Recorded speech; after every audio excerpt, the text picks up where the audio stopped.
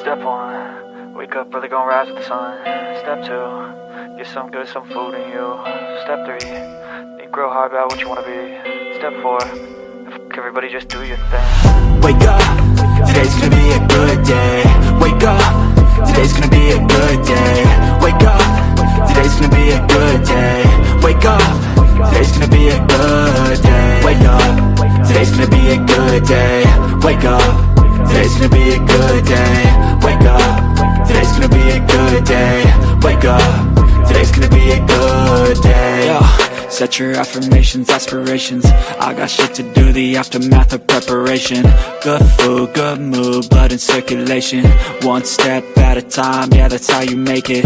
Set a goal you control and the steps you take them. I try to pick one thought, have some concentration. And if I make a mistake, it's called education. I try to do this every day, call it replication. Wake up, today's gonna be a good day. Wake up, today's gonna be a good day. Wake up, today's gonna be a good day. Wake up, today's gonna be a good day. Wake up, today's gonna be a good day. Wake up, today's gonna be a good day. Wake up, today's gonna be a good day. Wake up, today's gonna be a good day. So life ain't easy, yo, I think there's a reason though. Ups and downs, just like every different season, yo. Sometimes I'm high, other times I'm barely breathing, though. You always gotta fight and hide from the demons, yo. Negative thoughts are poison, they rot. Head full of flies, so here come the clouds. They'll never stop unless I can swap all the bad for the good in my head when I'm lost. Yeah, so I'ma fake it till I make it. Positive thoughts are overtaken, I got patience. One day at a time is how you operate a cadence. A flow, you grow, you show yourself a foundation. Stay away from all the shit that causes temptation. I know that I like to do it cause it's sensation. I live my life in my head like a narration. Don't expect greatness, do my best, man, I'll take it. Wake up, today's gonna be a good day. Wake up, today's gonna be a good day. Wake up, today's gonna be a good day. Wake up, today's gonna be a good day. Wake up, today's gonna be a good day. Wake up, today's gonna be a good day. Wake up, today's gonna be a good day. Wake up, today's gonna be a good day. Wake up early, gon' rise with the sun. Step 2, get some good, some food in you. Step 3, think real hard about what you wanna be. Step 4, fuck everybody, just do your thing.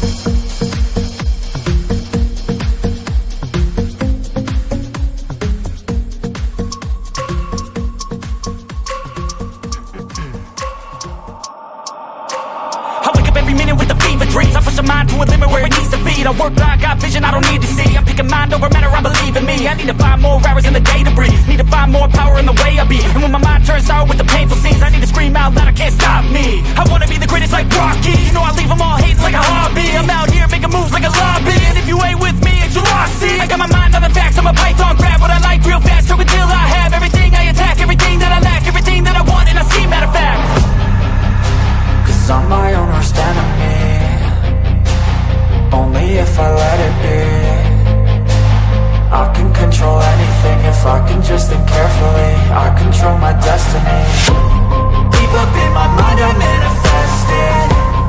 Every morning I wake up obsessed, and everything I do the best. And deep within my mind, you know I'll always manifest it.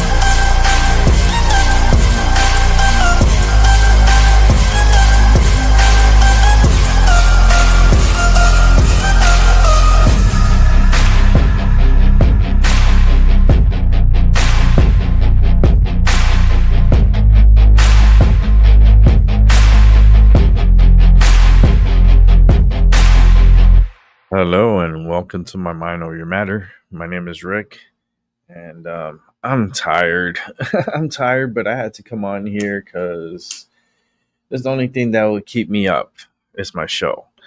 And I do have a doctor's appointment early this morning, in about 2 hours from now. I'll say, 2 hours. My appointment is at 10 a.m., but I'm going to try to be off the show by 9:30. Got to do blood work at the doctor's office, and then I got to do some cancer screening stuff at the hospital, and just a lot of things I got to get done physically for me and for my health and well-being. And at least I'm attentive to it, and I'm trying to get things done. I got a lot of medical things I gotta get accomplished, but it is what it is. It's a wake and bake show, early morning. I know people are sleeping and not going to be watching. Maybe they'll watch later, but we got some medicine right here, ready to light up. Smells good. Give it a little thumbs up because it's very good. Light up, wake and bake. We got some news to cover. I was trying to find some news. I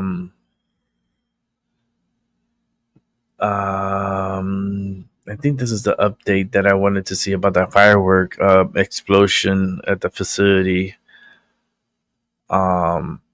Esperanto fireworks facility that exploded. Well, come to find out, there were 7 individuals that are missing, and I believe they're dead.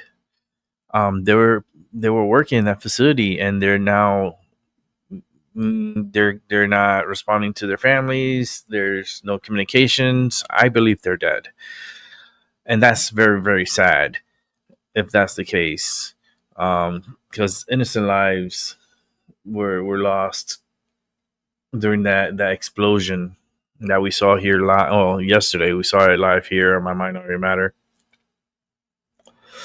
But let's go ahead and get an update on that, because pretty awkward times we're living in for sure. But give me one sec to set it up, because these videos, they like to take off by themselves.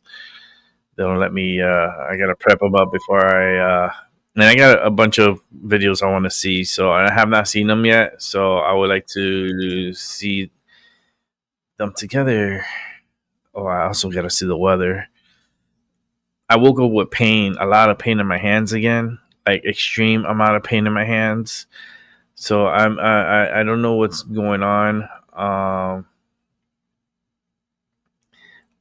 don't know what's going on with my hands. I think it's coming from my neck, and I'm having like a lot of issues with my neck. It just sucks that I have to deal with this pain, as much as this is the most pain I had in a long time. I'm gonna put some cream on me in a little bit. Not the Diddy cream. I don't want the Diddy cream. That's nasty. Diddy cream is nasty cream. No Diddy. No Diddy. Let's go ahead and start this and get an update on what happened with this fire work facility. It seems like ATF team is responding. Crews begin assessing the facility.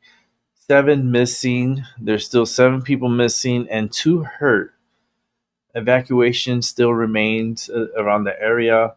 89 customers without power around the area. That's, it seems like a power line went down and there's people without power. It's going to be like that for a little bit. They'll probably get back and running today, later on, because the area is still active, seen, and believe it or not, fireworks are still going off. Breaking news is out of Esparto, where 7 people are still missing after that massive explosion at a fireworks facility. Tonight, there are heartbreaking images from before the destruction and after. The buildings reduced to ash and rubble, and the loved ones of those missing are demanding answers. Officials haven't released details about those who are still unaccounted for, and some of those families say they are frustrated and also scared. Thank you for joining us here for our News at 10. I'm Edie Lambert. And I'm Curtis Mang. Tonight, KCRA has learned a Yolo County Sheriff's Lieutenant lived at that property, and an Esparto volunteer firefighter is connected to the company that stored fireworks there. So here's what we know right now. A team from the Bureau of Alcohol, Tobacco, Firearms, and Explosives, or ATF, has been called to help local responders. Tonight, crews are also focusing on accessing the facilities. We've seen them using hoses to spray down the site to reduce the hazards. They say their goal is to make that site safe enough to begin recovery operations and the investigation. CAL FIRE says 7 people remain missing, 2 people were hurt. Evacuation orders and road closures remain in place, and 89 customers are without power in that area. We want to show you how that scene developed. Live Copter 3 has been over the blast zone since shortly after the initial explosion. On the left is what it looked like around 6:30 last night when we first got to the scene. You can see black plumes of smoke. In the center is what it looked like at noon today. The fire still smoldering. And on the right was the scene at 7 o'clock tonight. That facility obviously reduced to rubble, and firefighters said they were still hearing some fireworks going off a whole day later. Officials are still working to figure out what triggered all this destruction, but it's been tough because it's been too dangerous for them to get in and is being treated as a crime scene to preserve evidence. Our team is on the ground in Esparto tonight. Catalina Estrada spoke with neighbors who heard and felt that blast. Peyton Headley has details on the cleanup, but first let's get to Andres Valle with the latest on the investigation. Andres? Yeah, well, Curtis, pretty much the perimeter of the facility is pretty large. So we're pretty far back of where that explosion did happen on that site. And that's because officials say it's extremely dangerous to still be in that area. That's why they're keeping the public away from that area as well, because it's also a crime scene. Now, we do know 7 people are unaccounted for. And tonight we spoke to a family friend of one of those missing people who says officials need to communicate better with them to give them better information to the rest of the families who are waiting answers. If you all saw what we all saw that on the news, it was like, how are they not at least saying, hey, the chances are very slim. Darlene Sanchez frustrated over what she describes as a lack of communication from officials after a fireworks facility caught fire and exploded on Tuesday in Esparto. Darlene says her best friend's husband, Carlos Javier Rodriguez, is one of the 7 people who is missing. He's a devoted father, a 41-year-old man who works hard, provides for his family. He's a husband, a dad, a Nino, an uncle, a brother, a best friend. Darlene says Carlos's family is grieving and they've accepted that he didn't survive. There's nothing left. And it's been more than 24 hours. So, yeah, and I know him that he would have called by now. He would have somehow found a way to communicate to the world like, hey, I'm here.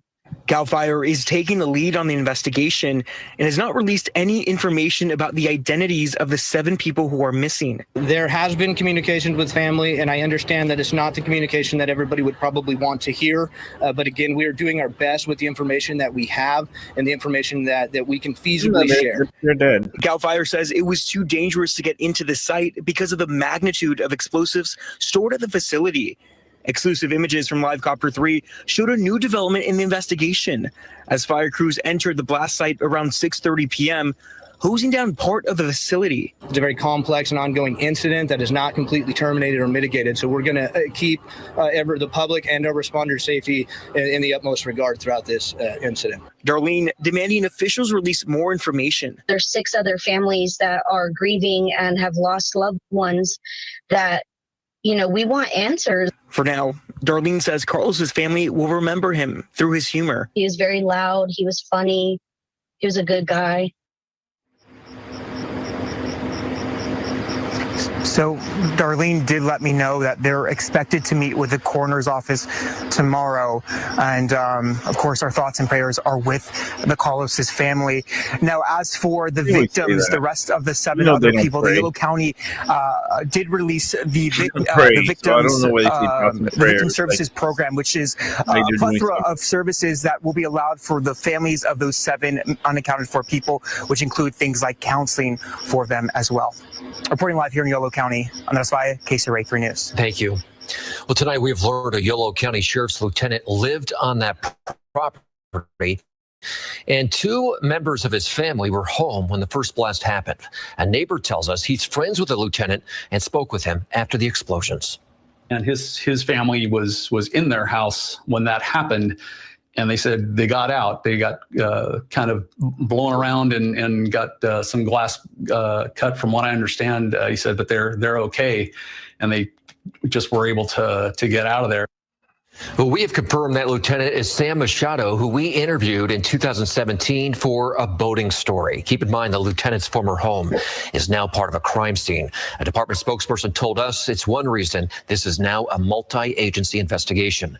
The Esparto fire chief also confirmed today one of his active volunteer firefighters is Craig Cutright, who we have linked through public records to Devastating Pyrotechnics. That's the company that stored fireworks at that property. Wow. Tonight, KCRA 3 got a closer look at the damage to neighboring homes, and that neighbor that we just heard from lives next to the facility. He talked to KCRA 3's Carolina Estrada about the damage in glass. So, Carolina, they were home when that first explosion happened. Must have been a shock.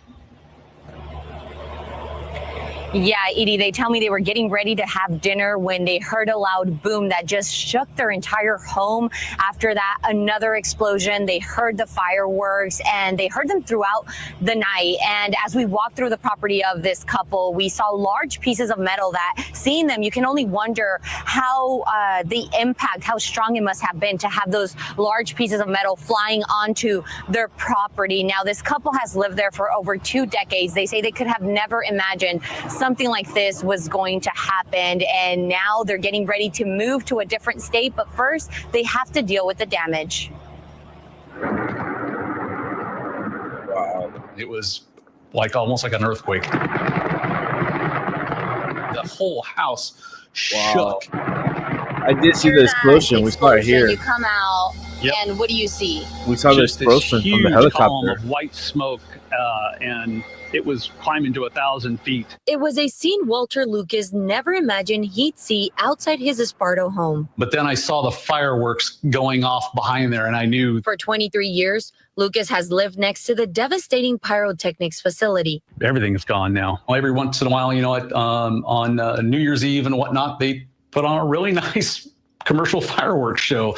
And so I never really thought about that. Until look at that Tuesday, explosion. when multiple explosions erupted. Kind of lifted my wife off her feet, and then everything in the house just started blowing around and crashing. Damaging his front door and other parts of his home. So when we came back in, we started looking back in through here, and we saw all of the vents that were popped up on the floor. And we actually didn't see that this window was broken until actually this morning. Outside his home, And I just looked up into the sky, and you could just see huge chunks of metal 1,000 feet in the air just flying. debris is scattered throughout his almond orchard. Either a side of a container, because that's kind of what it looks like to me, but there's just stuff everywhere out here. Lucas showed us the pieces of metal that landed on his property. That's not roofing tin. It's chunks of metal. Now the devastation is all that is left. Have you been able to see kind of what's left now? Yeah, there's not much left. It's pretty much just kind of the carcasses of all the buildings. I have very minor problems, man, compared to what those families are going through. And we mentioned that there's people still without power. That's them. They haven't had power for the last more than 24 hours. And a lot of the communities or the houses in these areas rely on wells. And so they also don't have water. They say they don't know exactly when it's going to be restored, but they're just glad that they're safe. They say that firefighters set up right outside their home, so they never really evacuated, but they are still in shock and, trying to process everything that they have been through. Live in Esparto, Carolina Estrada, KCRA 3 News. Back to you guys. Carolina, thank you. And we want to quickly show you the outage map. PG&E has been making pretty good progress on this, but right now 89 customers are still without power. That's down from more than 2,000 right after the first explosion. The estimated restoration time for the rest of the customers is 1:15 in the morning. And a lengthy cleanup process is ahead. Experts tell KCRA3 the explosions likely left hazardous material from the chemicals inside those fireworks. KCRA3's Peyton Headley spoke with that expert today. Peyton? Yeah, and this is a big debris field. Even if you can't physically see it right now, you can tell by just how expansive the road closures are. Leading up to that firework facility, there is a clear concern for miles of land here, and experts say the cleanup could take a while. But it was at a good spot. I'm not going to lie. It's at a Maybe really a good bomb spot. had gone off. It was as loud an explosion as I've ever heard. We came outside and we saw the plume, and there was another explosion. And that's when we realized this is probably the worst thing we've ever seen in our life. This was the view from Tom Griffin and Jamie Mark's house on Tuesday saw it evening here as they watched yesterday, explosion after when it explosion happened. from about half a mile away. It's so close that if it was really like- windy, this whole area, Give me, this whole valley would have gone up. Concerned about their PTSD a little property, bit, Tom stayed up late reminiscing of the watching through the Challenger. night. Even as When they late as exploded. 10:30, there'd still be occasional firecrackers going off and those pop, pop, pop, pop, pop kind of sound. By morning, signs of the explosion had made it to their backyard. In the morning, there was embers and the paper that you see with firecrackers on our patio here. And it was on the grass. And that's the thing is if it's on the grass, you start to think, okay, you know, this could have started a fire. That expansive debris field, experts say, will take a while to clean up. It's just going to be just as hazardous after the fact. Ray Villanueva works for Catalyst Environmental, a remediation company that deals with contaminated soil. Yeah, he says there's a lot to consider when it comes to the chemicals used inside of fireworks. What happens is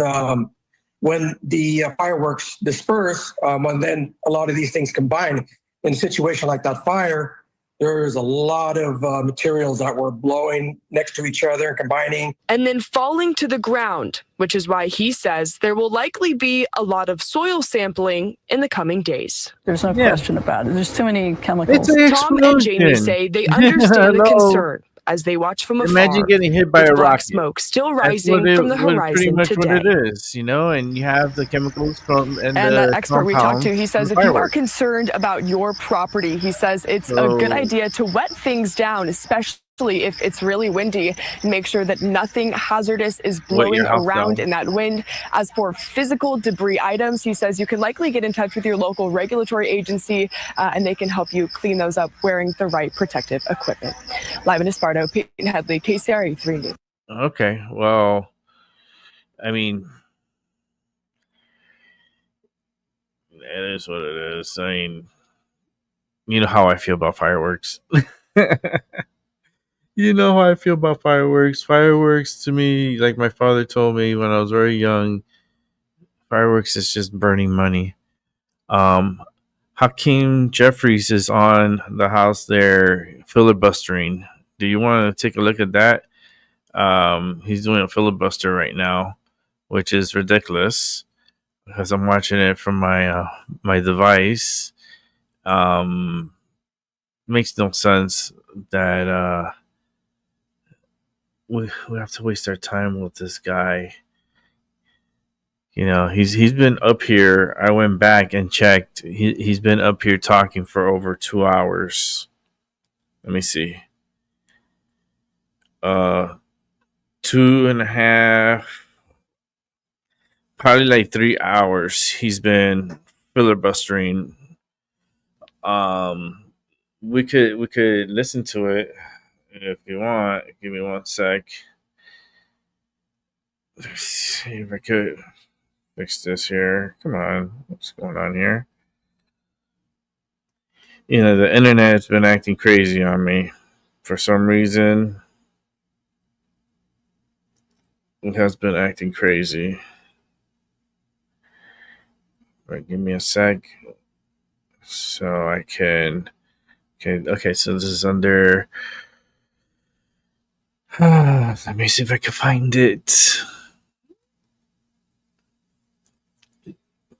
It's easy going through the phone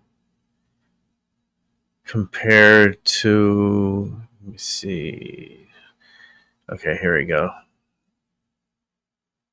My phone is so much faster than the internet at the home. Oddly. But we're gonna tap into this and listen to Hakeem Jeffries filibuster. I can't take so much of him talking, but let's just listen into Timu Obama. We'll listen into Timu Obama, and then you be the judge.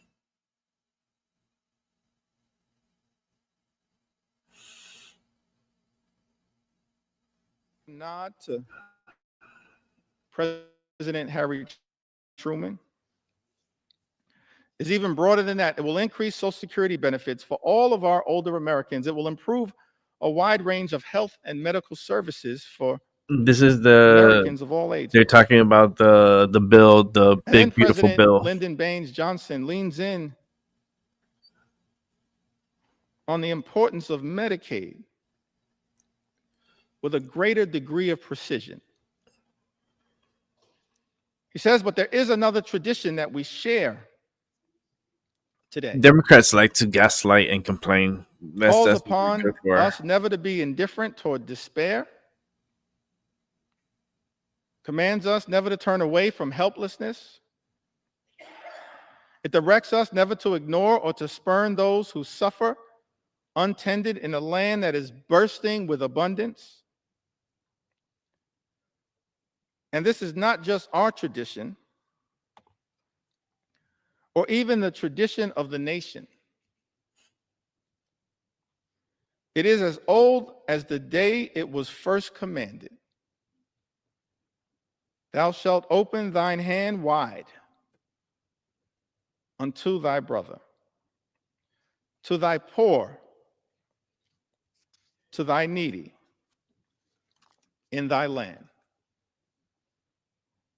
Is that what we're doing here today in the United States Congress? Opening our hands of grace and compassion Oh Lord. and responsibility to our Team fellow Americans, our Obama fellow needs citizens. to No, that's not sit what down. Donald Trump's one big ugly bill is all about. It's an assault on everyday Americans Listen to this guy. He sounds like a fake Obama. to reward billionaires Even to the pause and with everything. massive tax breaks. This guy's an idiot. That's extraordinary. It's extraordinary. To help people, it's extraordinary. President Clinton These people are just, Democrats are just in the lost. it, man. 1990s I don't see the Democrats talked about the winning Children's Health election Insurance Program. like in a very. It's going to take so long Program designed to make sure to that ever even to put a children president in this back, country a Democrat in office. It's going to be a will have while. access to the medical care they needed to live a life of dignity and respect. And it's extraordinary to me, Mr. Speaker, that in Donald Trump's one big ugly bill, One big ugly bill. They try to make it like one big ugly the bill. eligibility for the Children's Health Insurance Program will also be diminished as part of an all-out assault on the health care of the American people. So I thought it not robbery in the time that I have that we lift up the original spirit of the Children's Health Insurance Program. President Clinton said to the nation, because we have acted, millions of children across this country will be able to get medicine and have their sight It's and hearing filibustering. tested Okay, this is what you call filibustering. and see dentists Like and they're wasting doctors time. They're just for the wasting first time. Time is very valuable. Okay. Millions of All young they're doing Americans there will is be just able to wasting go it. on to college.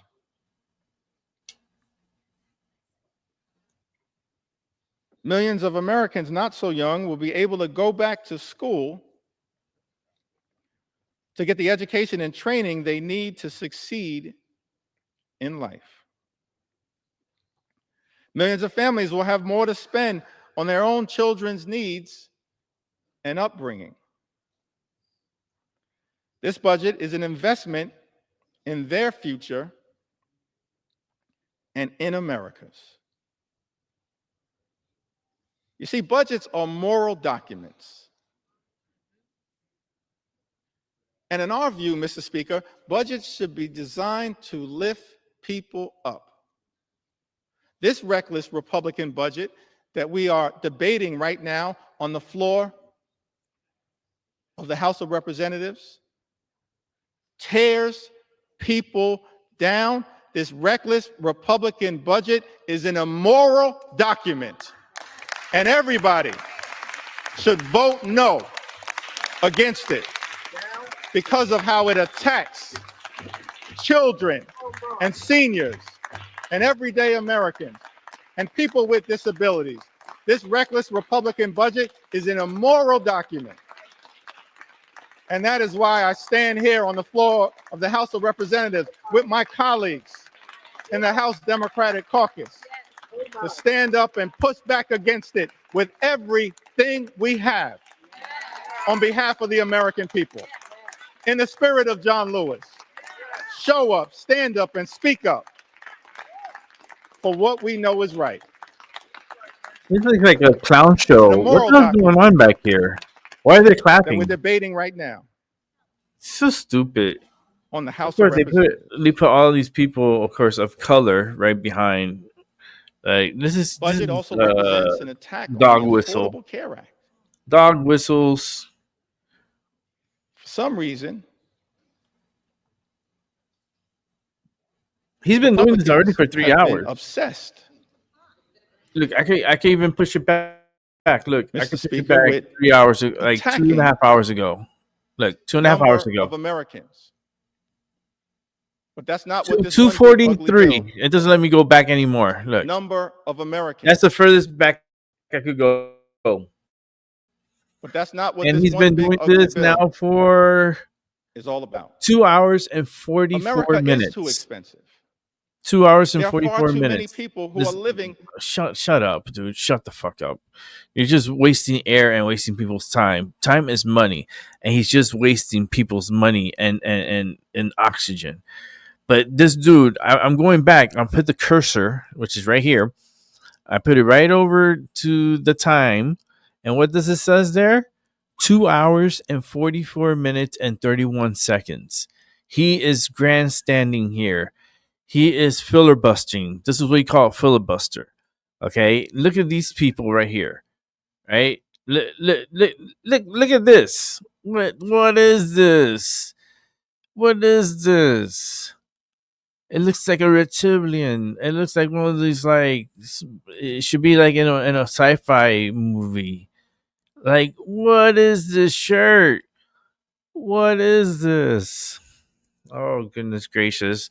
And we can move it forward. And I want to see when they change seats.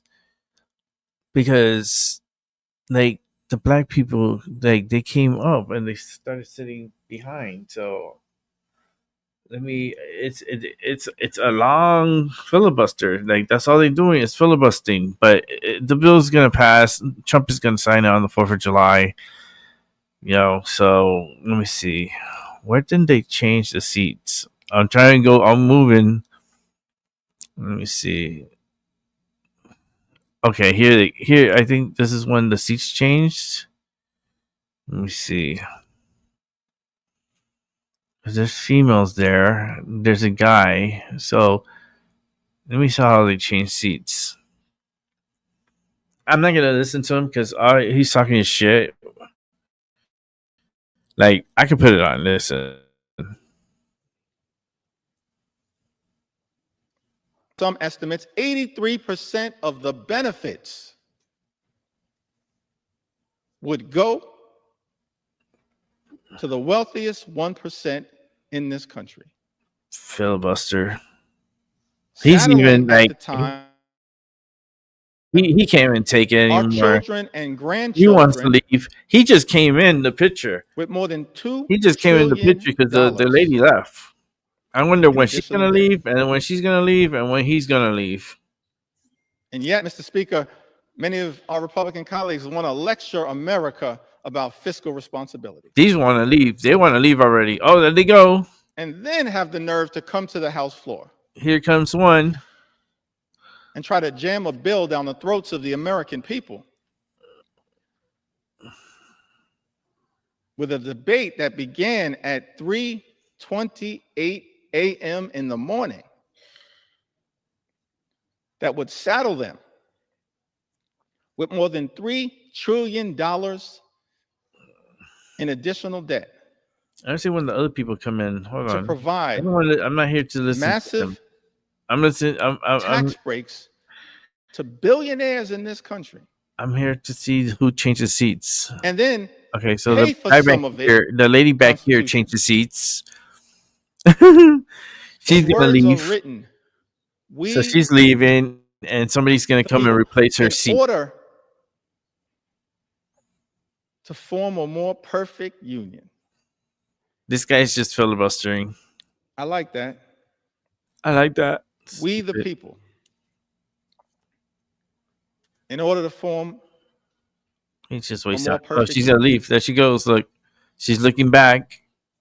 Hey, you want to sit That's a over here? recognition because I gotta go to the bathroom. of the This guy's talking aspirational shit. Here, objective that all of I'm out us of here. should have. Oh, It's part of our easy, sacred I'm charge to make come life through. better Thank you. for Hi. the American Oh, people, yes. Oof.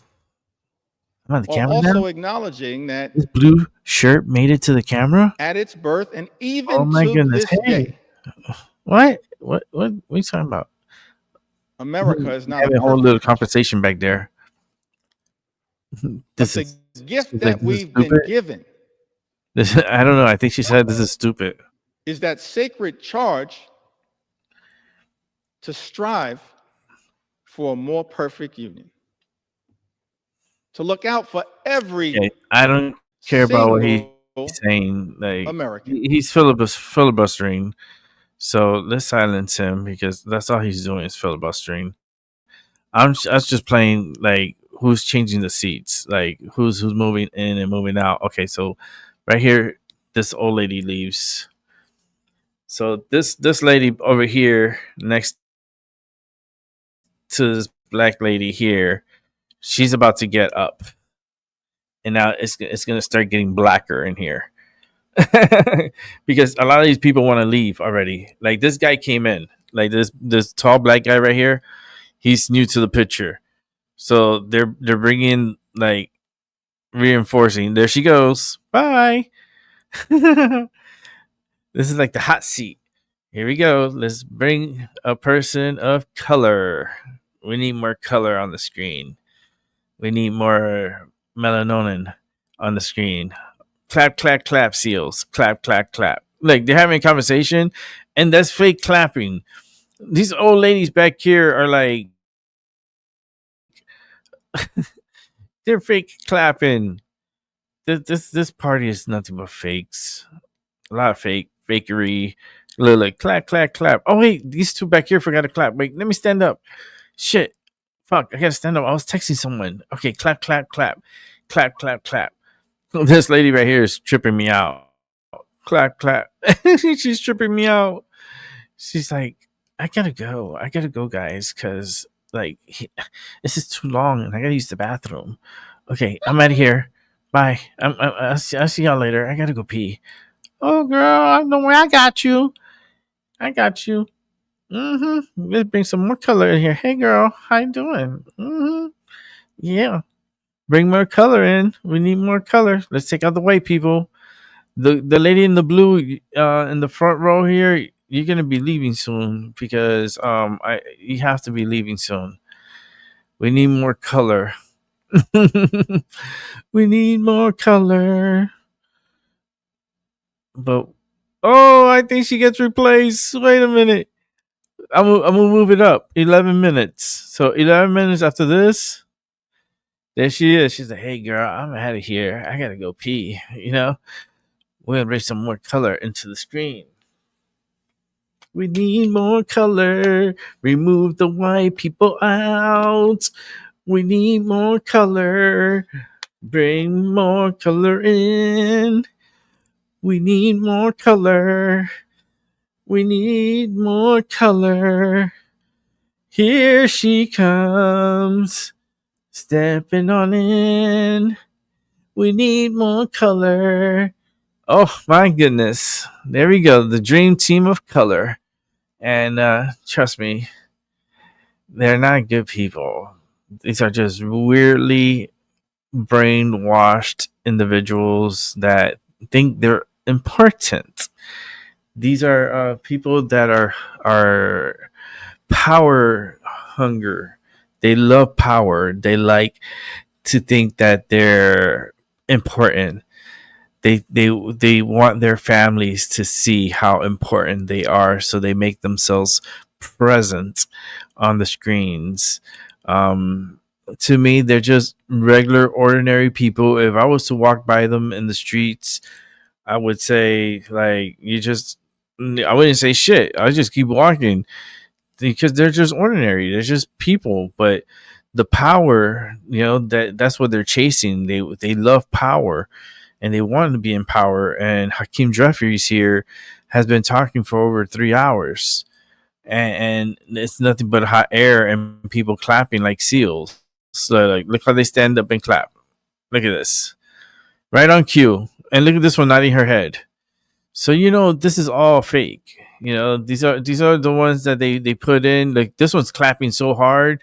Like why does she has a lot of energy? Look how she's clapping, how hard she's clapping. Look, this is the heart. Look at this one back here. She's just clapping on her hand. Look behind her hand. That's the underhand clap. Oh, now she's going to look underhand. Oh no! Oh, she put the phone down. Now she's clapping like a seal. Good little seal. This one over here, she's been clapping nonstop. Like this is her workout. Look at her arms, how thick they are. Of course, she does a lot of clapping for the Democrats. She's the clapper. Just call her a clapper. She's a clapper. Call her a clapper. Yeah, she looks like a clapper. Let's move it forward by like 20 minutes. We're playing. Wait a minute. We're playing hot seat. Wait. What are we doing? We switching seats? Wait, where did she switch? Let me see where she switched. Let me go back and see when the switch happened. Okay, she clapped like a seal. Okay, it happened here.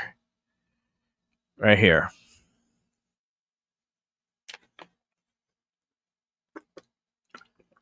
I think they got mad at the person at the end here because she was clapping under her hand, like with the cell phone on her hand.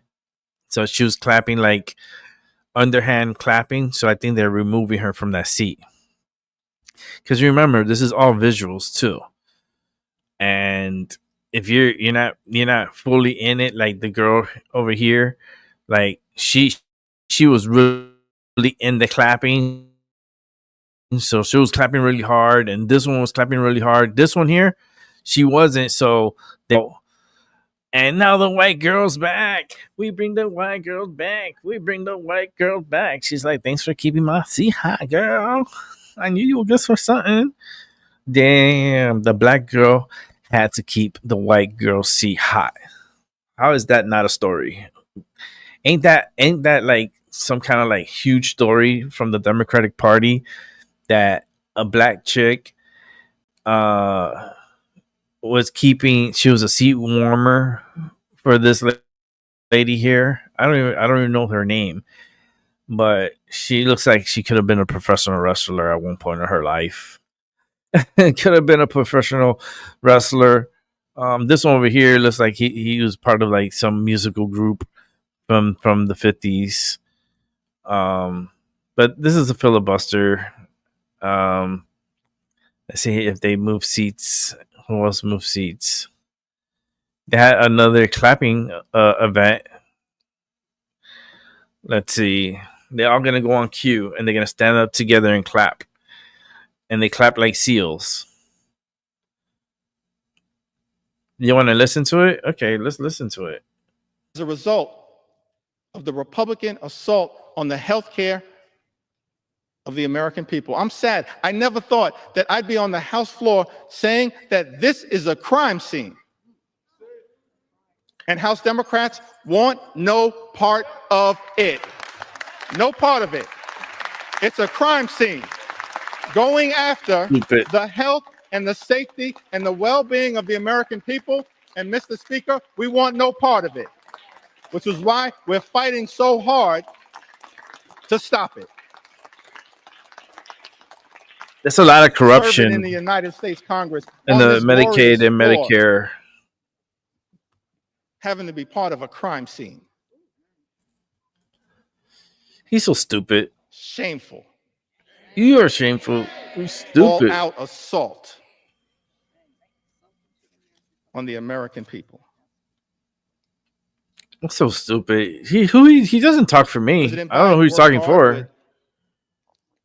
Here, let me move him forward. Costs. No matter what the reason for those prescriptions are. He's filibustering. This has already been like over 3 hours. $2,000 a year. Like it's over 3 hours. Almost 3 hours. You have, whether it's for cancer or any other disease, no more than $2,000 a year I don't care who in this town is trying to take credit for something 3 hours accomplished by others. Who the fuck President talks here for 3 Joseph hours? Robinette Biden did that. He did that. What are you talking about? He did that as part of our effort. He's protecting Biden to lower costs on behalf of the American people. Oh Lord! None of us are perfect. Oh, they're smiling like little seals There's still back work to do. here. They got the perfect clappers. But the 46th president of the United States of America did that. Look, she's so happy. She has a blanket and she's so happy. Inflation Reduction Act, he went on to say, locks in lower healthcare premiums for millions of families who get their coverage. Yeah, under read the off that Affordable script. Care Act. Read that script, boy. Read that script. Last year, a family of 4 saved on You see? average $2,400. He's reading off of a script. What is through the that? American Rescue Plan that I signed. What into is law that? He's reading Congress off of a voted fucking script. in place. Get out of here, Hakeem. You've President been Biden is filibustering talking for about- fucking 3 hours. I got a show to continue. It's not about you. It's not about you. It's about me too. Not about you. Let me check out the weather for today. At least for my neck of the woods. Forecast on this First Alert weather day. If you're waking up right now, there's some fog. Wow, out look there how in a few areas, beautiful but it's quickly New London. evaporating. We're noticing Connecticut's skies. beautiful. There's New London. It's going to be very busy. What a there, nice, getting beautiful people down to any Connecticut. of the islands, Block Island, Long Island. You know, like every For the other upcoming state holiday weekend, in the safer, United starting to States, get we have our first bad and we glimpses have of our that good. sun as this fog continues to lift out of areas. Yeah, we had a along dense the fog shoreline. this First Alert morning. live radar scans the state completely dry, but this is going to get busy later on this afternoon and into this evening. Yesterday, if you live sort of just to the west, It's of gonna New rain. Haven, you're talking Orange. It was a very confined area, only a few square miles. We had a downpour set up, say in the area of Orange by Route 34 and say Route 114. An inch to 3 inches of rain fell in about 2 to 3 hours time. So the only Wow. spot that saw that was parts of western New Haven County. Everybody else stayed dry. Today, a lot of us will get wet. Yeah, we got Temperatures a out little there right now flooding upper here. 60s and a few lower 70s. It's kind of like a rapids. Humidity, this could be worse. It's like a little rapids because it comes down the hill. But it's still enough to give us some So of we got, those like, water that thunderstorms, comes which down. could be on the strong to locally severe side later on this afternoon. Wind speeds are basically So it's hard to calm. leave Notice how they're coming out of like the north, though. complex. We had that south and southwesterly wind today.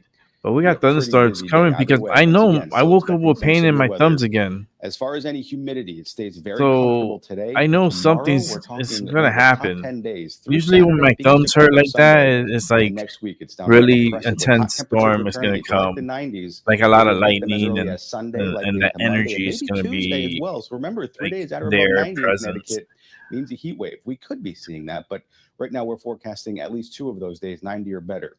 Here's the cold front from the other day, more of a stationary boundary now. This is the one to the west that will cause some issues. It wasn't that much locally cold. for this evening. Now, I had as to far turn as on our my first alert AC. weather day, it's for those strong to severe thunderstorms. Biggest threat is lightning.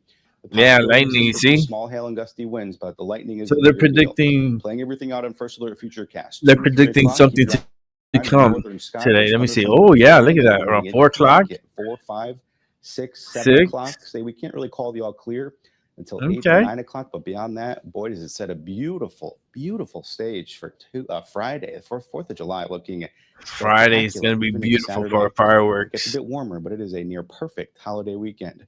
As far as the marine You know, that's a forecast for blessing today, because UV the index is rain high, temperatures are warm, but once prevents again, there's thunderstorms later on this from evening. fires The from forecast starting. size today You is a know, warm so day we're gonna and get no a lot of rains. rain And before as far as your the First Alert 7-day forecast for the 4th of before the July, fireworks 84 degrees, shows. 87 on Saturday, low 90s Pretty for cool. Sunday and Monday as that humidity begins to increase as well. It's just gonna Tuesday, suck for the humid people with a few that are storms. gonna have fireworks for tonight. They're gonna have to reschedule tonight's show because it's gonna probably rain. Last night the fireworks are beautiful here in my town. It was like really, really, really nice. It was. I was able to see it from right here. Like, I was because they shoot off the fireworks off of the top of a mountain here, so the mountain is pretty tall, right? And when they shoot the fireworks from up there, you can see it, and it's beautiful because it lights up the whole area of the mountain, And from the distance that I was seeing it, it was good enough for me, and it was pretty. It was a pretty show. Really beautiful colors, and the ending, of course, was really nice.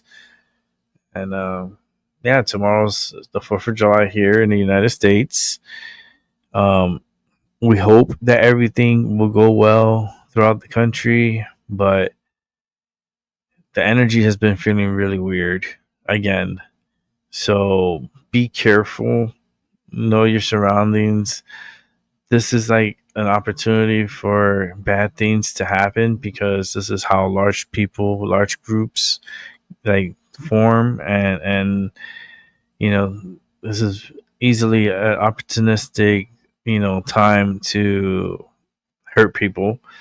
And be careful with the fireworks. If you're lighting your private firework, do your little private shows, just be careful, wash your hands, make sure the area is damped, at least damp it out with water before firing off the fireworks. Mother Nature here did a great job the day before yesterday with heavy rains in the area, so everything was already moist. So the fireworks show was a super green light to go, and it took place yesterday, and it was so beautiful. I took some video of it, and it was amazing. Also,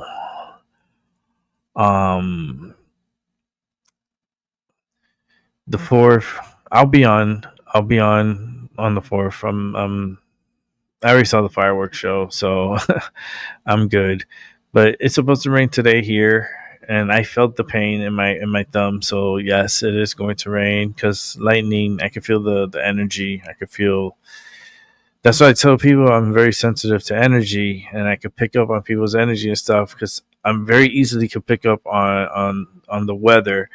If you think I could pick up on the weather, you don't think I could pick up on other people's energies? I'm very good at reading people's energies and feeling people's energies, and coming to a conclusion on who's who and what's what.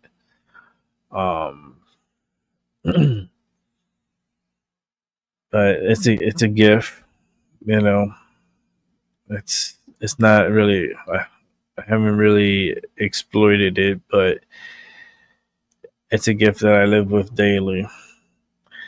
Let's see this story. I want to see the story. I got a couple of stories. I'm gonna be off here. Let's see. I'm probably gonna do a 2-hour show, because my appointment is not until 10 in the morning. It's 8:19 in the morning right now, so I got time. I already like showered and already did my hair, and I just well, let me just come on here and just have a smoke and watch some news, and might as well do it live, because this is what I would be doing when you guys are not even watching me live. I'd be doing the same shit. I'd be sitting on my desk and watching what's on the screen, because the screen is right there. My telly, like for my UK people, Maggie, thinking about you, kid. The television is I have the show on it. Okay, I'm sharing the screen from my laptop onto my television, which it's a 65-inch television. I'm gonna upgrade this television actually this year. I'm moving this television out, and I'm getting a bigger one. Like, oh shit, Rick, bigger? Yes, bigger. I'm gonna go from 65 to about 80. Like, holy shit. And I'm gonna put it on the wall. I'm gonna put it up on the wall, so that way I look upwards and I can see. And since the TV is gonna be so fucking big, I could at least read the fucking comments when my vision changes. I hate when my vision changes. Like, it'll get so bad that I can't I can't even see what you guys write majority of the time because no one's here to watch.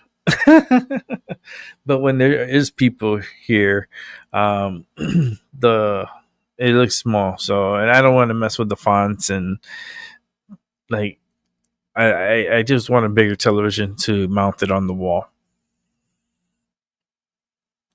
And then it'll be a more space too, because that television off the television stand, I could put more things on there, more for my visual, to please me. I could decorate it, but let me go to this story. Give me one. There's a couple of stories that I want to watch here. Let me just clear out some of these screens. Oh, Lord. We got to see what's up with the Diddy. We got to see what's up with that Diddy. Did he do it? Yes, he did. Diddy's just, he's not a good guy. He's just not a great guy at all. He's not a role model. He's a horrible human being that what clowns are still clapping. Look, the clowns are still clapping. Let's take it to the let's take it a few seconds back. A few seconds back. Literally, like it just stood up to clap. Here we go. I wonder what he said. Let's find out. Diana lives in the Inland Empire, California's 33rd congressional district, represented by the chairman of the House Democratic Caucus, Pete Aguilar. Diana, Pete Aguilar is fighting hard for you. Just like every single House Democrat are fighting hard for the American people to protect you as best we can from this cruel assault on nutritional assistance. We're going to continue to fight hard for you. How long this guy been talking now? I know it's over 3 hours now. Officially. Let's see. Officially, how long he's been talking? To us. 3 hours and 10 minutes. No, he's got to be a little long. Yeah, 3 hours and 11 minutes he's been talking. 3 hours and 11 minutes. For Amelia Sykes. Let's let this clown bake. Marcy Kaptur. I don't want to hear his Timu Obama. This is Timu Obama, ladies and gentlemen. Let the seals clap. Let the seals clap. Let the seals clap, clap. Let the seals. Oh, she got to stand up. Oh, she stood up. Nobody wanted to stand up, and she kind of like forced them to stand up. The guy back here, he's like, fuck this. I ain't standing up. I'm just gonna clap. But man, this is fucking 3 hours. He don't want to be there. Look at his face. Look at his face. He's like, man, I got other shit to do, man. It's wasting my time. Look at this guy over here. Look at this. What is that? What is that?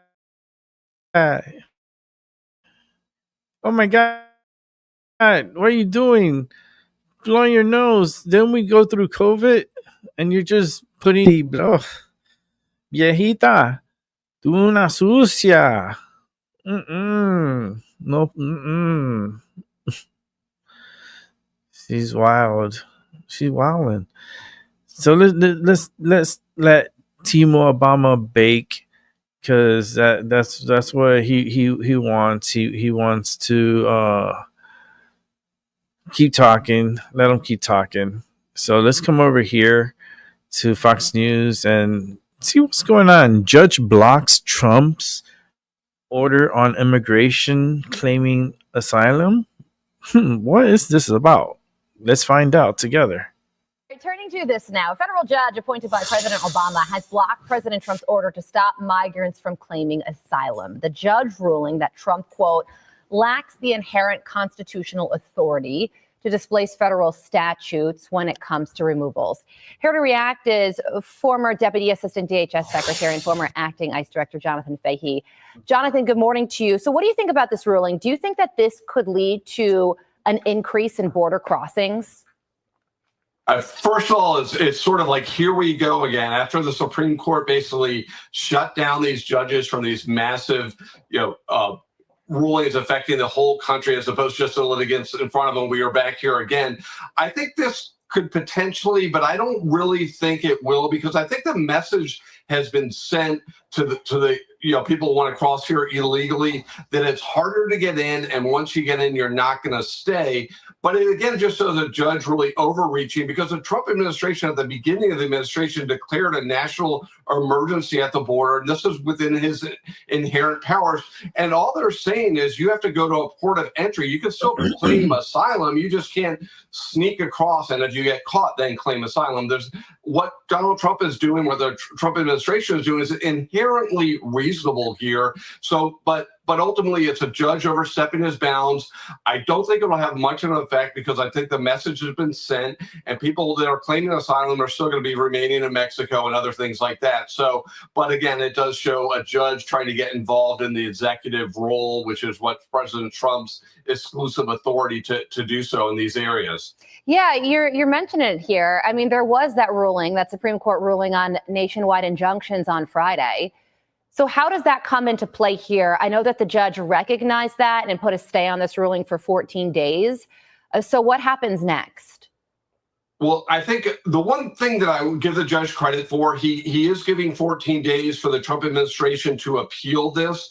So if he is wrong, which I think he is, he will be reversed and it will never go into effect. So that's the one thing. He didn't make it immediate, so that's a good thing. But what happens next? They will appeal to the Court of Appeals or to the Supreme Court, if the Court of Appeals doesn't take that, and the Supreme Court will rule on this. And I think what's interesting, particularly with the ruling last week, was the Supreme Court seem to be very deferential to the executive branch and the decision making and the discretion of the executive branch. So I think President Trump is in very good standing with the higher courts, regardless of what this district court judge does. But within 14 days, we'll have some clarity on it, because I don't think an appellate court or the Supreme Court is just going to let this sit and the 14 days expire. So ultimately, I think the ruling will ultimately not go into effect. But even if somehow it does, I don't think it'll have a major effect on what's going on at the border, which, as we've talked about numerous times, that the president's been quite successful on the border during this administration. Yeah, June marked the lowest number of border crossings in CBP history, nearly 90% lower than the average of 2021 to 2024. So successful is the operative word there. Jonathan Fahey, live for us. Jonathan, thank you for joining us. I'm Steve Doocy. I'm Brian Kilmeade. And I'm Ainsley Earhart. Click here to subscribe to the Fox News YouTube page to catch our hottest interviews and most compelling analysis. They want to play Trump, right? They want to play the president. These judges, they didn't win no elections. They didn't have to go through the hell that Trump went through. And yet the judges want to come and just stop Trump from doing what he campaigned on. Like, I don't understand. Help me make it make sense. That's the phrase. Help me make it make sense. I need a shirt. I'm gonna make a shirt that says that phrase. Help me make it make sense. Because it just doesn't make sense to me. It's just weird as hell. I don't know. Let's go to the next story. Let's see what this is about. What the fuck? Whoa! Whoa! It's a fight! Oh shit! This violent biker gang brawl turned shooting during Bike Week this year landed more than 24 alleged gang members in handcuffs today. It was all part of Operation Mongolian Beef. The FBI raided the clubhouse of the Mongols biker gang in Volusia County. Fox 35's Chris Lindsay joins us live from the sheriff's office. Chris, the FBI and SWAT team also showed up to some of the gang members' homes. What? Yes, they showed up early this morning. Now, when this incident first happened back in March, there was only one arrest made. But as we learned today, that was only the beginning. Punches thrown, shots fired. And bystanders scrambling for cover. Bullets were flying. Innocent people were there. Children. Busy day. Nearly 4 months after this brawl outside of a gas station in New Smyrna Beach. That we are not going to tolerate violence, and in particular gang violence. Nearly 30 biker gang members are in custody from all over the state. Put all the motorcycle gangs on notice. If you come here and you show, we're going to show ours. New Smyrna Beach police were joined by the FBI, Volusia County Sheriff's Office, and a few other agencies for Operation Mongolian Beef, looking into this brawl between two groups known as the Mongols and the Warlocks. You see the Warlocks, they make a phone call, and the clubhouse is only, 2 miles, 3 miles up the road? You'll see the Mongols start to come in droves now. And look at the clock. We started this at 11:20. In 13 minutes, you start to see all of these Mongols pulling in again. During the March 8th scuffle, 2 bikers were shot. Eventually, we're able to identify 7 people that are armed, 4 people who shot. 3 of those 4 people that shot were involved in a shooting last year in Titusville. In this operation, over a dozen search warrants executed in multiple states. A total of 28 people are behind bars, with 3 others still wanted. Can you imagine what it would be like to be filling your car up with gas or taking your grandkids by the hand and walking them into a gas station and all of a sudden fighting and then gunfire erupts? The bikers to be charged with aggravated rioting, which is a second-degree felony. The sheriff says the investigation is far from over. They'll continue combing through footage and reviewing other evidence, and there possibly could be other charges on the way. Reporting live in Volusia County, Chris Lindsay, Fox 35 News. Wow, that is wild. Holy smokes. That was oof. 2 gangs went at it at a gas station, and 2 shots were fired. Well, 2 people were shot, 2 of the bikers. So the bikers are the ones that came in, and they got shot 2 times. It's wild. But I think we could get a little wilder, right? Like, can they let's get some ditty. Let's get some a little freaky ditty. Can't you see you're staying in jail at least for another night? I wonder if they keep him in jail so he could dye his hair. I'm just saying, like, he's probably in jail, right? And he's doing his little ditty dance. You know, he's like, I'll beat those charges. Let me dance. Let me do my ditty dance. He's having seizures. He's doing all this like new dance moves. So he's like, this is 2025. This is what I'm coming out with for 2025 when I go freaking ditty all over again. Like, that's what he's doing in the jail cell. But I think they have something, I don't know, this is something weird because they caught him on the trafficking charges, right? So he got caught up with the 2 trafficking, for the prostitution, crossing state lines for prostitution, which is crazy.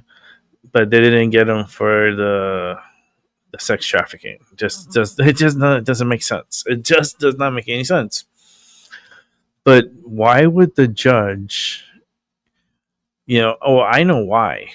Because the judge, he heard from the defense that Diddy is a very violent guy multiple times, saying, yeah, he's a violent guy, but he's a mostly peaceful, violent guy. Violent. That's what they described Diddy. And something doesn't add up. So the judge was still like, nope. Because they wanted to offer $1 million bond. And the judge was like, nope. No bond. Back to jail. This something's just weird. When you feel something weird, you just feel it, it. That case had been weird from the fucking beginning, from the very, very, very, very beginning. And the fact that this is being held in New York is so weird too, because they could have done this elsewhere. But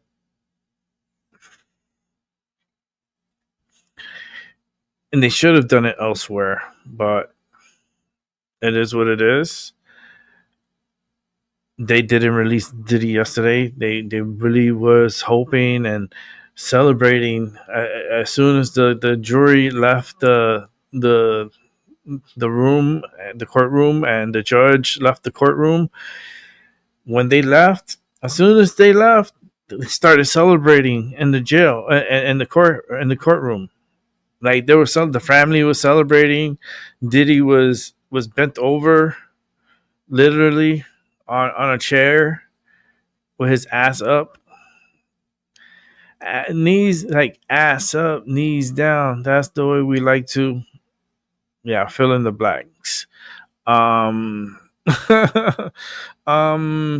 good. Okay, so let's catch a little bit of our Diddy.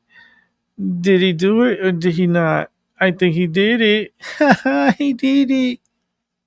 Right now out in New York City, and we are continuing to bring you coverage of the Sean Combs trial as Diddy was denied bail after a split verdict, and it was a big day in the courtroom because we found out earlier this morning that the jury did reach a verdict then on all of the charges against him.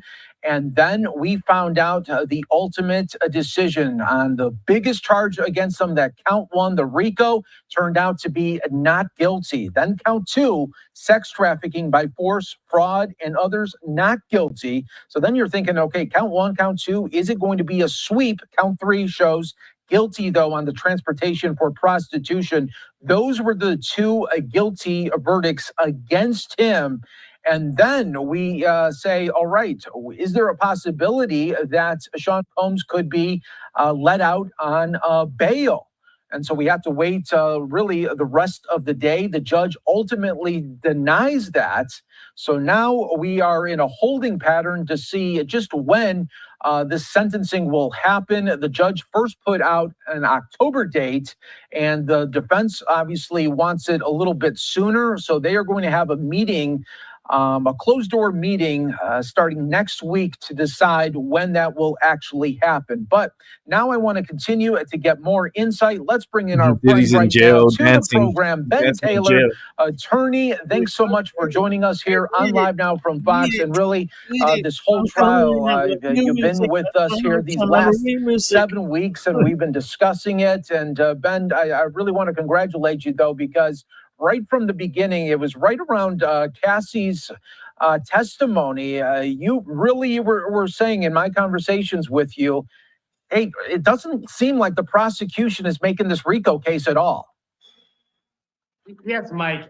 Throughout this trial, that's been watching it, and hearing the testimony, it doesn't seem like the prosecution couldn't make their case. And it proved today when the jury came back saying not guilty on the most serious charge, count 1, the racketeering. That's a hard charge. You have to pretty much prove that Sean Combs was involved in a criminal enterprise, almost like a mob boss in this running, criminal activities. And what they proved was he might not have been the best of guy character. He might have been a violent man, but it didn't show that he was doing criminal activity against these girlfriends that he dated over the last couple of years. So the prosecutor had a hard case. I think they actually overcharged Sean Combs in this case. I believe if they had this maybe stuck to 1 or 2 charges, it'd been a lot better for them and maybe a victory. But today, this is a big, huge loss for the prosecution when you're trying to, bring all these counts and you get a bunch of not guilty counts too. So right now, the defense is celebrating and the prosecution is probably burying their heads, trying to wonder what could they have done better. Yeah, and I think that's the reason why we heard from the defense doing their news conference, but the prosecution definitely did not do any type of news conference. They left immediately. Ben, I also want to point out and really kind of discuss what do you think the learning points and tips for the prosecution going forward is? I mean, do you think that they were doing these type of charges, these RICO, to really get the headlines and really try to bolster the case? Yes. I mean, you see a lot of times throughout the nation, prosecutors are a little bit overzealous at times and overcharge people, but they can't prove their case. You have an ethical duty to bring a case only if you can prove it. Yeah, and these it's just the money. today that Diddy slipped. the prosecution didn't do a good job and Diddy's really overcharged Sean slick. Combs.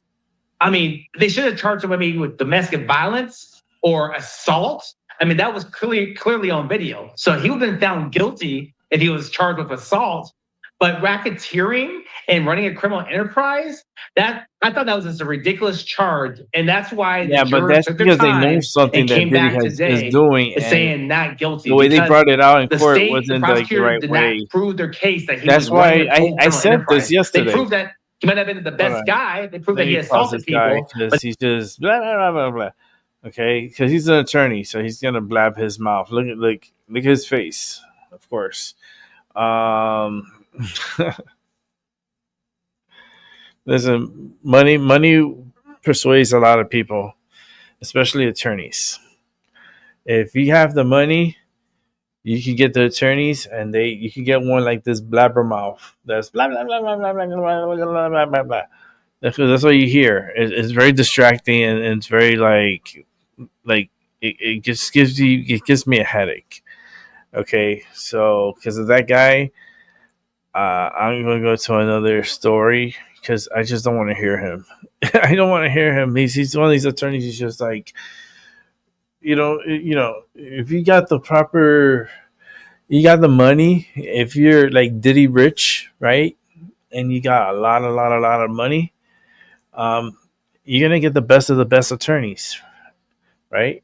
And by getting the best of the best of the attorneys, your chances of getting away with it gets higher. You get a better chance of seeing a lesser punishment. And it depends on what case too.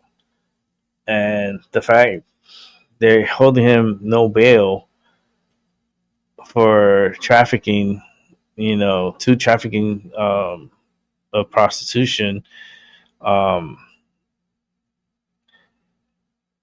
I think there's more to it. I don't know. Something's just not right. Like, something's not right. I think the judge knows that something's not right.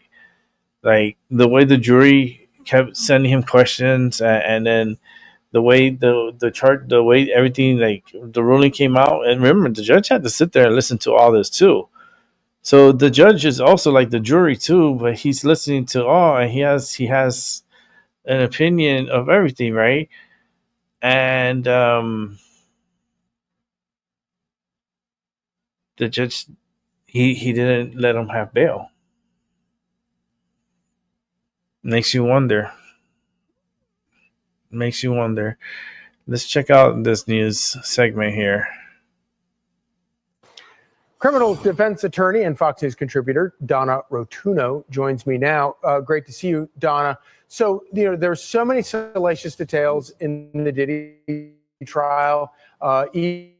even for those of us who got off the train at the buckets of baby oil and haven't paid attention to it since, it's a little bit kind of overwhelming to find out that none of the more serious charges stuck. Did the prosecution basically botch this, or did the defense just do a spectacular job of defending him? Well, I think that there's a little bit of both. First of all, you have a prosecution that I think was overzealous. I think it was overcharged. And I think anytime you're asking a jury to do gymnastics to determine whether or not someone should be convicted of crimes, you're in a position where you're risking and not guilty. I also think had they not charged Rico, maybe the trafficking would have had a different result. But I think the charging of Rico have really done that throws juries separate, off. not together. Yeah, I really do. And I don't think that it fit here. I really don't think it fit. And they were asking them to make it fit. And you cannot put a square in a round peg. So I think that's what happened. Why would they So go I do think that he may have been Rico and facing sex trafficking at the more same harsh time? penalties had they left that charge out. Well, it's true Yeah. in any kind of storytelling, whether it's in a courtroom or you're in the news business or you're Yeah, I don't trying to understand get why they put yourself the out of Rico. trouble. A simpler story is always They better. should have left that Rico for later. One question, and this may be really a stupid question, but one of the things that has always kind of shocked me is that video of Diddy beating the ever-living tar out of his girlfriend in the hotel outside the elevators. Will he ever face charges for that? I mean, you should go to jail for that right there. Yeah, that video is the most damaging. And I think that video is the reason if I was representing him, I probably wouldn't come out on the courtroom steps and praise him for being a wonderful guy. Yeah. It's one thing to be found not guilty of charges. It's another thing to have, an entire team of people talking about how fabulous he is. I think the evidence shows otherwise. I think when you're looking at that video, the problem is it's beyond the statute of limitations for any state court for that type of a charge. So he will not face charges on that beating that we saw in that horrible video. But it's that's great to know, but it's also such a fine point because the whole time his defense attorneys were talking about what a wonderful guy he was and how grateful they were to get to work next to him. That video kept playing over and over again in my head. You're out in Idaho right now, so I just have to switch gears and ask you a quick question about this. Are you surprised by the outcome of this guilty verdict today? Or guilty plea? I am surprised. I am surprised. I'm surprised by the quick nature of the way the whole thing ended up playing out. I think the fact that we found out on Monday that this was happening and now here we are, I do think, and I actually agree with Nancy Grace about the fact that sending a letter to families and letting them know this was happening is really not the way these things should happen in any routine criminal case where you have a victim. I mean, a robbery case, you should be in touch with the victim and talking to them. So the fact that we have a case of this magnitude and they were not consulted. I mean, yeah, they don't get to make the decision, but the fact that they were not consulted is just really beyond the pale. They were, after all, crazy. victims, so you'd think so. Donna, thank you so much for joining us. Absolutely. Crazy. Click here to subscribe to the Fox News YouTube page. This has been a real crazy, wacky week. It has been a crazy, wacky week. I think we saw this one. I think I'm done. Let me see. Hakeem is still talking over here. This guy, he's going on how long now? Let me see. He's been on for 3 hours and 36 minutes, 37 minutes. 3 hours and 37 minutes. This guy has been nonstop grandstanding, filibustering the big, beautiful bill that he doesn't want to have pass. I mean, this guy's a moron as it is. But Timo Obama at his best, giving it all, taking up our oxygen with his nonsense. It's all theatric. It's all a fucking joke. This right here is like the hopeless Democratic Party. How man, it's just how can they think that way? How in America, how is America not united? I thought it was United States of America, but it's not very united when you have these people here that you see on your screen act the way they act and not compromise, not even work together. No, they don't like anything. If it's not their way, they don't want it. That's selfish. That's what you call selfish. And Hakeem Jeffries and his clan back there are very selfish, self-centered individuals. And that is not good for business. That is not best for business. That's horrible. Like horrible, horrible, horrible. And it's not good, Not good at all. Not good energy. He's been at it. I'm telling you, this is almost 3 hours and 40 minutes. And he's reading a script. Okay, because he has a big little binder in front of him, and with talking points. And you see, he reads the talking points, and then he talks about it. So this is the biggest grandstanding. How long is it gonna take? I mean, I think with these type of things, there should be a time limit. Like you get an hour. Maximum an hour. It's time is too valuable to be wasted, and these guys are just wasting time. This is procrastinating at its finest right here. And I don't even want to hear what he has to say, because I could read his body language without even listening to him. His body language screams desperate, like desperate.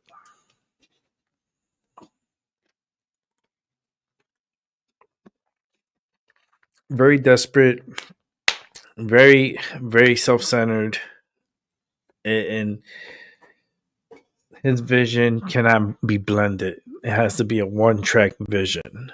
That's what the Democrats are, one-track vision.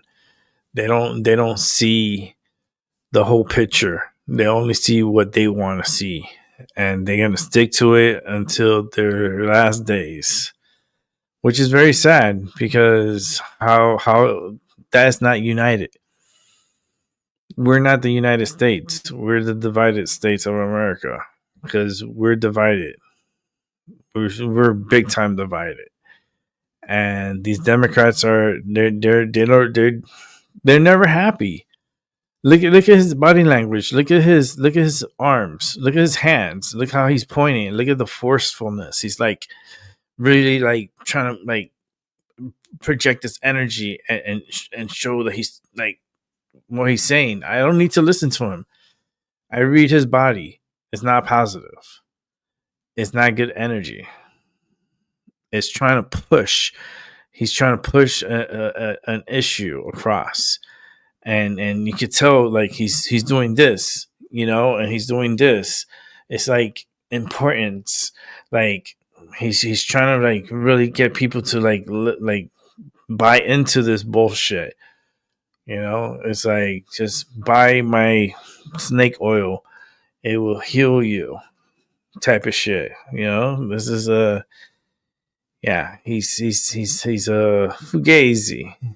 He's not a good man. Not good energy at all. But I'm going to get off of here. I'm not going to make it 2 hours. No, I'm going to make it a short show. I'm going to get off of here in 5 minutes, because I got to start getting ready and stuff. My appointment's at 10 o'clock. So it's 5 minutes till 9. And start getting ready, shower, do all that good stuff. They got to take blood out of me today. They're going to take my blood. So that way, see what my levels are and see what's going on. And it's gonna be interesting. Let's see what happens today. I'll come back on later on today and do another show later on today. Timu Obama. I'm afraid of leaving the show on here with Timo Obama, and I come back from my appointment, and Timo Obama's going to still be talking. So no, I would not do that to you guys. That's like a form of punishment. Listening to this party is like, if you want to punish your child, put this on and have them listen to it. I promise you, they'll change their behavior. For sure.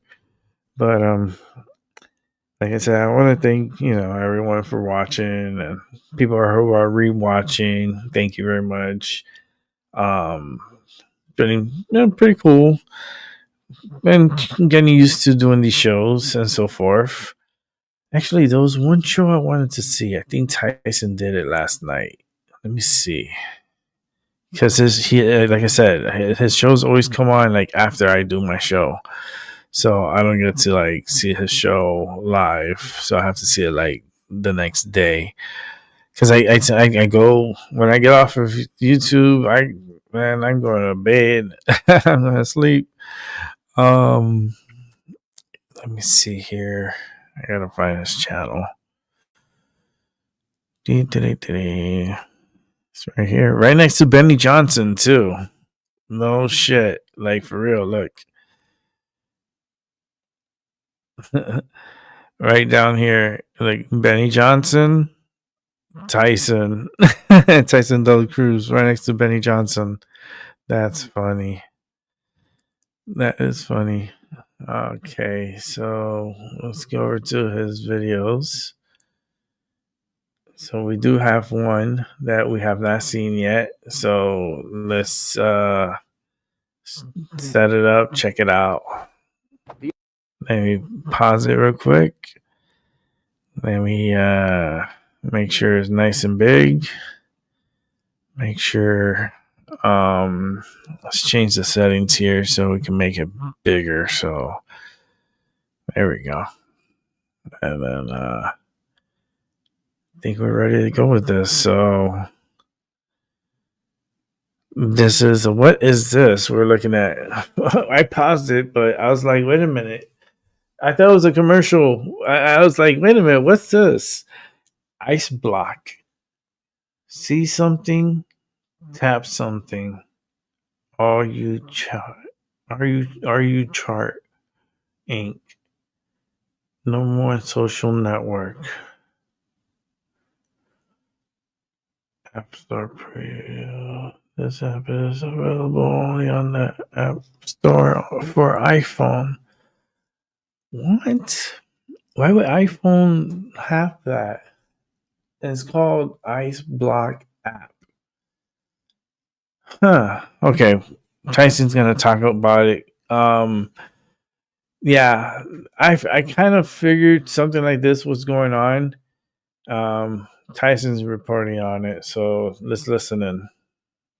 The app is completely anonymous and controversial, of course, but it is also gaining popularity across the country and right here in Los Angeles, where immigration raids continue to impact communities. America, while President Trump is conducting the largest deportation operation in American history, activists have created sophisticated networks to help illegal immigrants evade ICE agents. There's a new iPhone app called Ice Block that alerts users when immigration agents are spotted nearby. Plus, Facebook pages conduct community patrols to warn about ICE presence. But here's the kicker. LA Mayor Karen Bass is defending these obstruction efforts while claiming Trump's enforcement creates fear and terror in her city.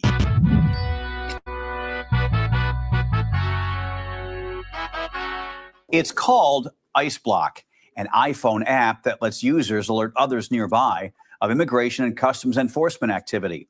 The creator calls it an early warning system. What is up, guys? Tyson Dela Cruz here. Thank you so much for rocking with me. This is a perfect example of how the left uses technology and social media to actively obstruct federal immigration enforcement That while shirt's claiming funny. they're just providing Ice Ice community Baby service. Let me break t-shirt. down how this Ice Block app actually works. Users can drop a pin on a digital map showing where they spotted ICE agents and add notes about vehicles and uniforms. Anyone with the app within a 5-mile radius gets an instant notification about immigration enforcement in their area. New app called ICE Block allows users to report immigration and customs enforcement activity with just 2 taps on a smartphone. Users can drop a pin on a digital map showing where they spotted agents. The developer told CNN the goal is to help people avoid ICE, not interfere with enforcement. But that's complete nonsense. If you're helping people avoid law enforcement, you are interfering with law enforcement. That's like saying police scanner apps don't interfere with police work. The app claims it doesn't collect personal data and the users remain anonymous. But it's only available on iPhones because Android devices would require data collection that would expose particular users. So they're specifically designing this to help people evade federal law enforcement while protecting their autonomy. It allows anyone to report and be notified of ICE sightings in their area. That's what this whole thing is about.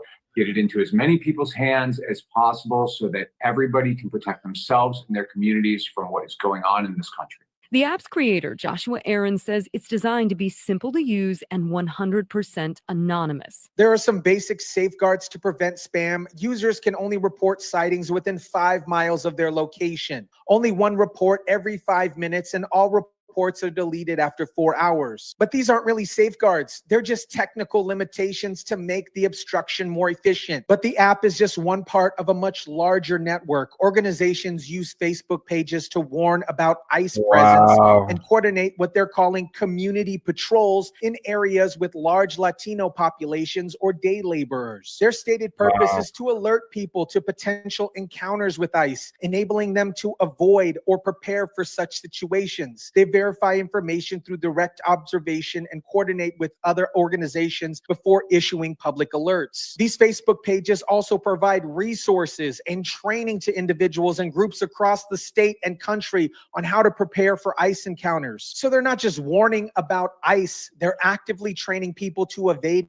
federal immigration enforcement. They've openly admitted their focus on building community resistance against ICE activities. This isn't community service. This is organized resistance against federal law enforcement. They're literally using the word resistance to describe obstructing immigration enforcement. Here's where it gets legally interesting. There are differing perspectives on whether warning others about ICE raids could be considered obstruction of justice. Some sources suggest it could be, while others argue it's protected under the First Amendment rights. News outlets have defended their right to report on apps that alert users to ICE activity, citing First Amendment protections. But there's a big difference between news reporting and actively coordinating evasion networks. The debate centers on whether informing people about law enforcement presence crosses the line of obstruction, which I think it might, since some of these folks are in the country illegally. But when you're specifically designing technology and organized patrols to help people evade federal agents, it seems pretty clear like it's obstruction to me. The fact that these organizations are so careful about autonomy and data protection suggests they know they're operating in legally questionable territory. If this was clearly legal, why all the secrecy and privacy protection? This brings us to LA Mayor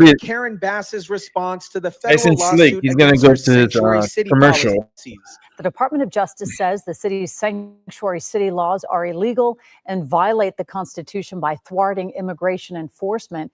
The DOJ alleges the city has refused to cooperate or share information with federal immigration authorities. Instead of addressing the obstruction networks operating in her city, she's doubling down and claiming Trump is creating fear and terror with immigration enforcement. And having U.S. Marines trained to fight the enemy abroad, stationed here and caravanning around town, intimidating Angelenos, creating a sense of fear and terror in our city. Bass called the federal lawsuit an all-out assault against Los Angeles and claimed it's an attempt to overturn the will of the city. But the will of the city doesn't override federal immigration law. Cities don't get to pick and choose which federal laws they follow. Again, this is essentially an true. all-out assault against Los Angeles. She's crazy. The lawsuit is an attempt to overturn the will of the city, calling She's for so a halt crazy. to long-standing policy to protect immigrant Angelenos. She's defending policies that allow apps like ICE Block and Facebook organizations to operate freely in her city, helping illegal immigrants evade federal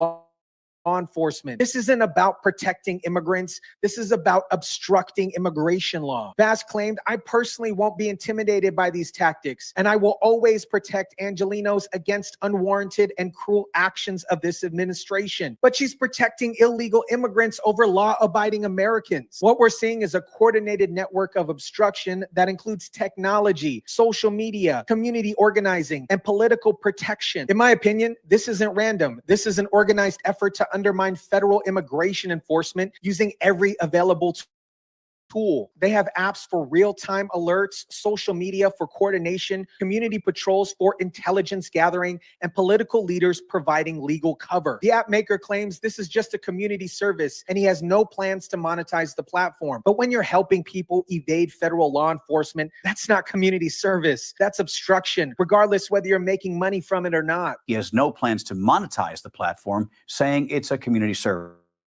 The fact that there's currently no way to verify reports made on the app means it could easily be used to spread false information about ICE operations, creating even more chaos and confusion. America, this story perfectly illustrates how the left uses technology and social media to systematically undermine federal law enforcement. They've created entire ecosystems designed to help illegal immigrants evade deportation while claiming it's just community service. The ICE Block app, Facebook pages, community patrols, and Mayor Bass's sanctuary policies all work together to obstruct immigration enforcement. This isn't about helping immigrants. This is about preventing enforcement of federal law. And you have apps specifically designed to help people avoid federal agents, Facebook pages coordinating resistance activities, and mayors providing political cover for obstruction. You have organized resistance to federal law enforcement. The legal debate on whether this constitutes obstruction of justice misses the bigger point. These people are openly admitting that they're trying to help illegal immigrants evade deportation. This is the definition of obstruction,